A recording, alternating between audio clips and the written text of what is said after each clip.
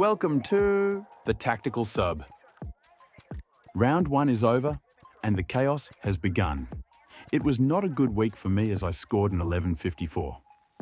I'll give you a quick rundown on my team and some changes that I made before we look at some potential trade options. The first player is Charlie Thomas, who I swapped in after Sheeran was not named. I was really happy with her performance all round with a 79. Schleicher, on the other hand, was far more disappointing, scoring a 56, which isn't too bad, but after a poor practice match, I expected better. Goldrick was really good, and I know a lot of people have her now, but a 72 at that price is superb. The rookies, on the other hand, were far from that. Serene Watson seemed to be taking the kickouts, and you'd think that would be good, but she didn't even get half her score from the practice match with a 37. I didn't watch the game, but seriously, what went wrong with Kate Lutkins?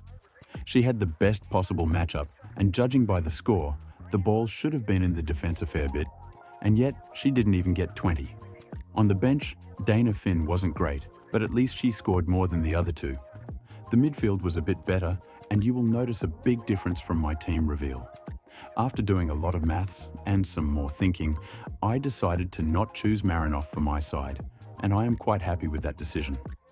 I instead went with Ash Riddell. She had the worst matchup and still put up a 117 with Bruton out of the team, which is great. Rowbottom was my captain, and this was a mistake. I had Conti as my VC, but I decided to not start a red dot rookie and take on the captaincy.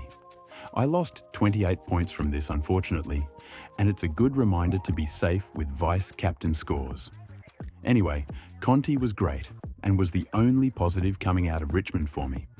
My other change from the team reveal was selecting Ellie Blackburn with the cash I saved. It was going to be Prespakis, but I decided to get Blackburn to save making too many trades later.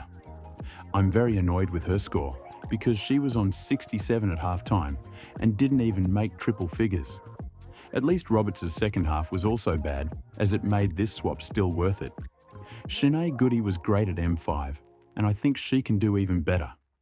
Breed was really good on the bench, although she may face suspension for a dangerous tackle. Piper Window in my utility was okay, but I may need to get another Port rookie who I'll talk about in a sec. Alice Edmonds as my ruck was really poor. And apart from Morfitt, basically every option was better.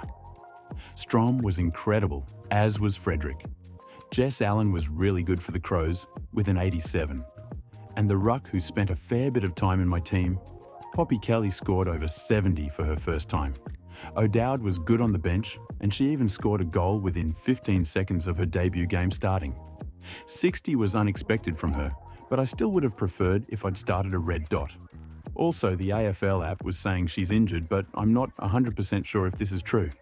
Heading to the incredibly crap forward line, we have Bonnie Toogood. She was injured in a clash with her teammate very early on, and I know you can't predict injury, but seriously, a 5. A lot of people own her, but she only entered my team the day before my team reveal, after playing around with my team a bit. Katie Brennan was my most frustrating watch of the weekend. Richmond were not good at all in this game, but every time they went to enter the 50 and she was open, they would kick it 10 metres in front of her and she would get tackled straight away. She also kept giving free kicks away and could not kick straight with 3 behinds.